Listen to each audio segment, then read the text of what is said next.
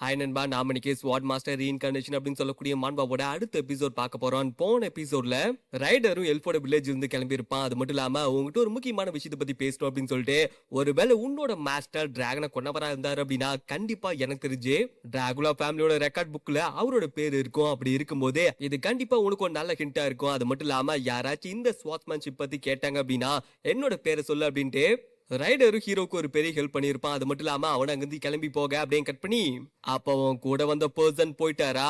ஆமா போயிட்டாரு. அதுல என்ன இருக்கு அப்படின்னு ஹீரோவும் கேட்க, ஹெல்ப்பும் நல்ல விஷயம் அப்படின்னு சொல்லி யோசிச்சிருப்பா. ஆமா, எதுக்காக நீ இப்படி ஃபீல் பண்ற, என்ன விஷயம் அப்படின்னு சொல்லி கேட்கும் போது, சேச்சா ஒண்ணுமே கிடையாது, அதுலயே முக்கியமா உன்கிட்ட சொல்ல முடியாது அப்படின்னு சொல்லி அவளும் மூஞ்ச திருப்பிக்க, இதை ஹீரோ நோட் பண்ணிருப்பான். இவ பாக்கிறதுக்கு ரொம்ப வித்தியாசமா இருக்கா. இவ சொல்லும் போது எனக்கு தெளிவா புரியுது, பட் எதுவா இருந்தாலும் குழப்பிட்டு போயிடா அப்படின்ட்டு ஹீரோ யோசிக்க, சரி அப்ப நீ நிஜமாலுமே ஒயிட் ஸ்னேக் ஸ்பிரிட்ட வந்து பாத்திருக்கே அப்படின்னு சொல்லி கேட்க, நான் அதை பாத்திருக்கேன். அது மட்டும் இல்லாம அதுதான் எனக்கு பிளெஸிங்க கொடுத்துருக்கேன். அதையும் தாண்டி அது பாக்கிறதுக்கு ரொம்ப பெருசா இருக்கும். எந்த அளவுக்கு பெருசா இருக்கும் தெரியுமா?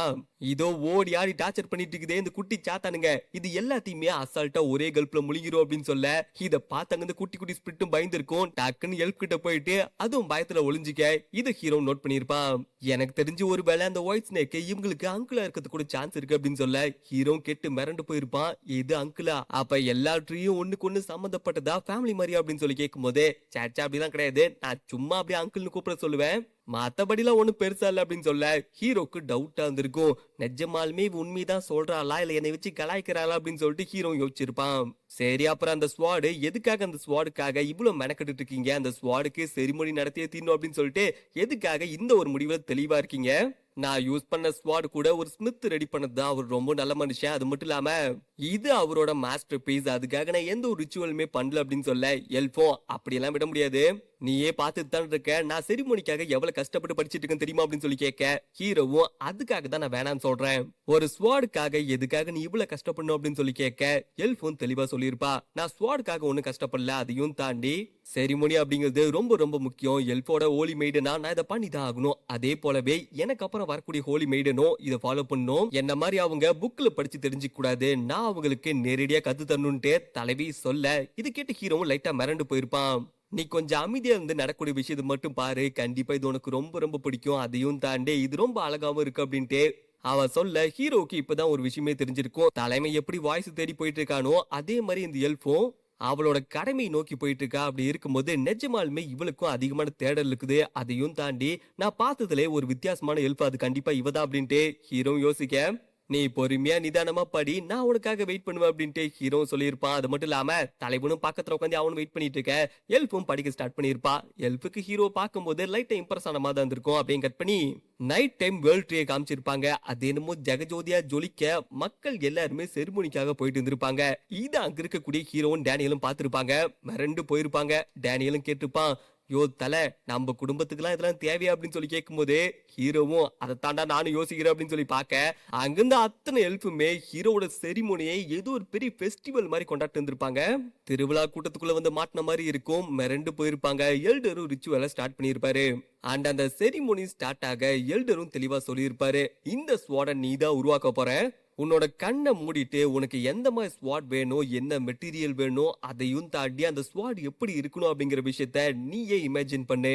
ஹீரோவும் நீங்க சொல்லக்கூடிய விஷயம் எனக்கு புரியல, நான் இமேஜின் பண்ணுமா அப்படின்னு சொல்லி கேட்க, ஆமா நீ இமேஜின் பண்ணும், அப்பதான் உன்னால அந்த ஸ்வாட வந்து பக்காவா கிரியேட் பண்ண முடியும். அப்படி இருக்கும்போது முன்னாடி நடந்தவா அப்படின்னு சொல்ல, நம்ம ஹீரோ முன்னாடி நடந்து வந்திருப்பான். அது மட்டும் இல்லாம முன்னாடி ஒரு சின்ன ஃபவுண்டைன் மாதிரி இருந்திருக்கும். அங்க ஹீரோ உட்கார ஆப்போசிட்ல தான் எல்ஃப் வந்திருப்பா. எல்ஃபும் கொஞ்சம் வித்தியாசமா இருந்திருப்பா. அந்த ஹீரோ உட்கார்ந்த உடனே இமேஜின் பண்ண ஸ்டார்ட் பண்ணிருப்பான். எல்ஃபும் கிட்ட வந்திருப்பா. சுத்தி இருக்கக்கூடிய மத்த எல்ஃபும் ட்ரம்ஸ் எல்லாம் பயங்கரமா அடிச்சு செரிமோனியா அடுத்த கடத்து கொண்டு போயிருப்பாங்க. மேஜஸும் ஸ்பெல்ல போட்டுட்டு இருக்க, இது அங்க இருக்கக்கூடிய எல்ஃபும் பாத்திருப்பா.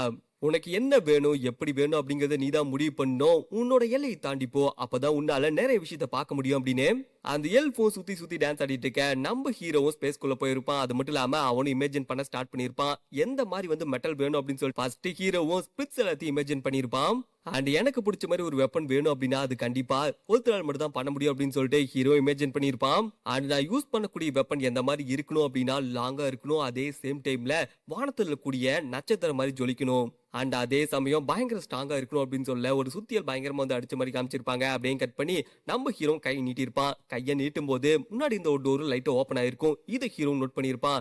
நான் இந்த டோரை முன்னாடியே பார்த்தேன். ஆமா இது என்ன டோர் அப்படின்னு சொல்லிட்டு ஹீரோ உள்ள வந்திருப்பான். மிரண்டு போயிருப்பான். இங்க இருந்தா என்னோட ஜெர்னியை ஸ்டார்ட் ஆச்சு அப்படின்னு சொல்லிட்டு ஹீரோ யோசிக்க அங்க அந்த பிளாக் ஸ்மித் இருந்திருப்பாரு. நான் திரும்ப வந்துட்டேன் அப்படின்னு சொல்ல ஒரு வழியா நீ வந்துட்டியா? ஆமா எதுக்காக இப்ப வந்திருக்க?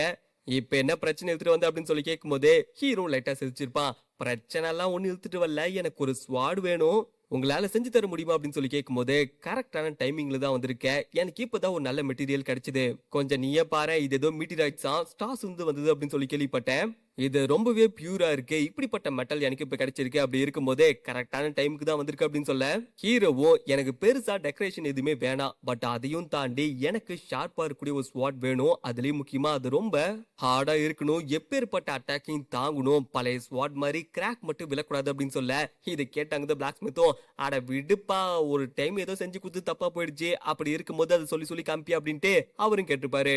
சரி இப்ப ஆரம்பிக்கலாம் அப்படின்னு சொல்லி கேட்டு அவரும் அந்த மெட்டலை ஒரு பெரிய பாட்ல வச்சிருப்பாரு. இப்ப நாம இதை உருக்கலாம் அப்படின்னு சொல்லிட்டு ப்ராசஸ் ஸ்டார்ட் பண்ண அதுக்கு ஹெல்ப்பா ஸ்பிரிட் எல்லாமே வந்திருக்கும்.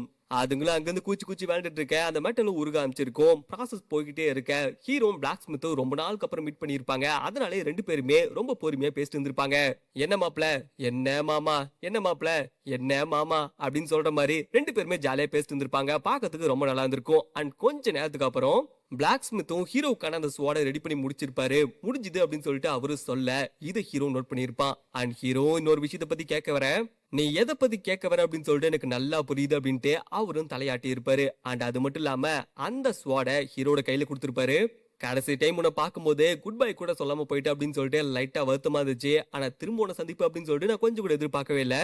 அதனால இப்ப நான் உனக்கு குட் பை சொல்றேன். அது மட்டும் இல்லாம இந்த ஸ்வாடு என்னோட ஒரு மாஸ்டர் பீஸ் தான் அப்படின்னு சொல்லிட்டு அவரும் கொடுக்க நம்ம ஹீரோ அது வாங்கியிருப்பான். உன்னை பார்த்ததுல எனக்கு ரொம்ப சந்தோஷம் அப்படின்னு சொல்லிட்டு அவரும் மறைஞ்சு போக ஹீரோ அந்த ஸ்வாடை நோட் பண்ணியிருப்பான். அது மட்டும் இல்லாம பாக்கிறதுக்கு அவனோட பழைய ஸ்வாட் மாதிரி இருந்திருக்கும். எனக்கு என்னோட பழைய ஸ்வாடை திரும்ப கிடைச்ச மாதிரி இருக்கு அப்படின்னு சொல்லிட்டு ஹீரோ அந்த ஸ்வாடை பிடிச்சி அவனும் ஃபீல் பண்ணிட்டு இருக்க. அண்ட் இந்த சாப்டர் இங்கே முடியுது நண்பா. அது மட்டும் இல்லாம இந்த விஷுவல் சீனை வந்து பயங்கரமா காமிச்சிருந்தாங்க. அதையும் தாண்டி அந்த பழைய பிளாக் ஸ்மித்தை திரும்ப கூட்டு வந்தது தான் எனக்கு ரொம்ப பிடிச்சிருந்துச்சு. சீசன் 1 பார்த்திருந்தீங்க அப்படின்னா கண்டிப்பா உங்களுக்கு அந்த பிளாக் ஸ்மித்தோட இம்பார்ட்டன்ஸ் தெரிஞ்சிருக்கும். ஹீரோ ஸ்லம்ம விட்டு வெளியே போறதுக்கு ஹெல்ப் பண்ணதே தலைவர் தான். அது மட்டும் இல்லாம ஹீரோ ரெண்டாவது டைம் உடஞ்சு போன ஸ்வாடை சரி பண்றதுக்காக வந்திருப்பான்.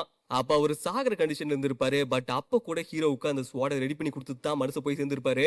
சீசன் 1ல என்னடா இப்படி ஆயிடுச்சு அப்படின்னு சொல்லி நினைச்ச சீனை சீசன் 2ல அருமையா காமிச்சிருக்காங்க. இதுதான் நிஜமாலுமே ஒரு கதையோட கண்டினியூட்டி. அப்படி இருக்கும்போது இனிமே வரக்கூடிய சாப்டர் எல்லாமே தரமா இருக்கும். சோ மிஸ் பண்ணாதீங்க. தேங்க்ஸ் ஃபார் சப்போர்ட்டிங் நண்பா.